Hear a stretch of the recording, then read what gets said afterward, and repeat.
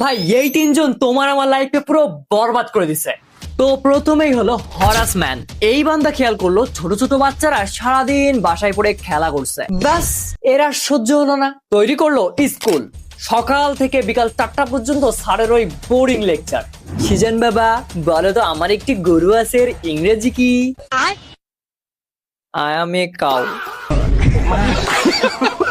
এরপর সারাদিনের ক্লাস শেষে বিকালে যখন বাচ্চারা একটু খেলা করছে তখন তার সহ্য হলো না রবার্টোর।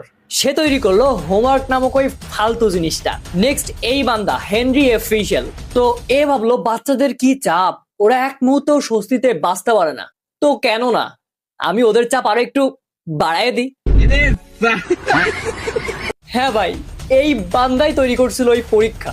ভাই এই তিনটারে তুমি যদি তোমার হাতের মাথায় পাইতা তো কি করতা অবশ্যই কমেন্টে জানাও।